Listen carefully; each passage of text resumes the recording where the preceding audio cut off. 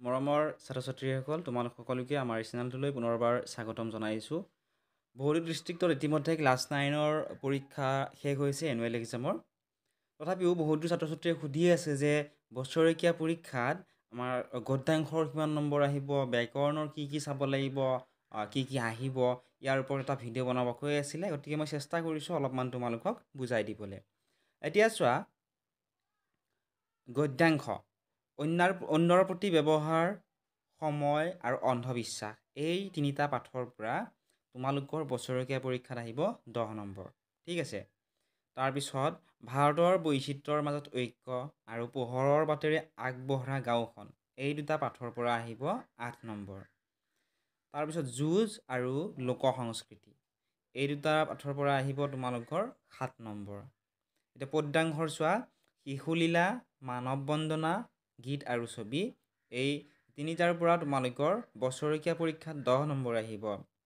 তাৰপিছত প্ৰচণ্ড ধুমুহাই প্ৰশ্ন কৰিলে মোক আৰু মোৰ দেশ, এই দুটাৰ পৰা আহিব তোমালোকৰ 8 নম্বৰ।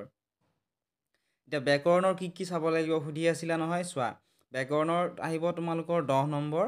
এই 10 নম্বৰ ইয়াতে আহিব নত্যবিধি, সত্যবিধি, সমাৰ্থক শব্দ, বিপৰীতাৰ্থক শব্দ, সন্ধি, জুৰীয়া শব্দ, দ্বন্দ্ব সমাস, অনুৰূপ শব্দ। ঠিক আছে। সমাসৰ দ্বন্দ্ব সমাস কাক বোলে চাই যাবা, বা দ্বন্দ্ব সমাসৰ ৰিলেটেড তোমালোকক বাক্য সমাসৰ নাম লিখিব দিয়ে। ঠিক আছে, এইটো ভালদৰে চাই যাবা।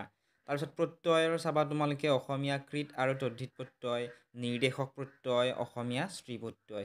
এই ব্যাকৰণত এইখিনিৰ পৰা আহিব তোমালোকৰ 10 নম্বৰ। ঠিক আছে।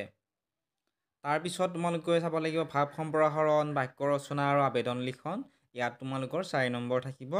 ৰচনা চাব লাগিব, ৰচনা 6খন মই চাব কৈছিলোঁ, ভিডিঅ' আপলোড কৰি দিছোঁ, তোমালোকে চাবা, এখন হ'লেও কমন আহিবই। ৰচনা তোমালোকৰ 8 নম্বৰ থাকিব।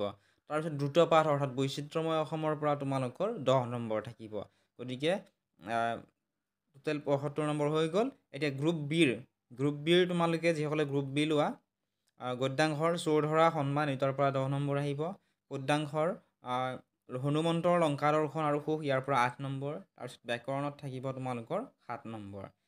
ব্যাকৰণৰ আহিব বিপৰীত লিংগবাচক শব্দ, বিপৰীতাৰ্থক শব্দ, সমাৰ্থক শব্দ, জুৰীয়া শব্দ, আধুনিক অসমীয়া শব্দলৈ ৰূপান্তৰ, ইয়াতে থাকিব 7 নম্বৰ। ঠিক আছে। তাৰপিছত তোমালোকৰ যিসকলে সংস্কৃত লৈছিলা, তোমালোকে ৰিজু ভাৰতী চাব লাগিব। ঠিক আছে। গতিকে ৰিজু ভাৰতীৰ পৰা তোমালোকৰ 25 নম্বৰ আহিব, যিসকলে সংস্কৃত লৈছা। যিসকলে লোৱা নাই, ইয়াৰে গ্ৰুপ বিৰ আনচাৰখিনি তোমালোকে কৰিবা। ঠিক আছে। বা ৰিজু ভাৰতীখিনি হ'লে ৰিজু ভাৰতী থাকিব তোমালোকৰ 25 নম্বৰ।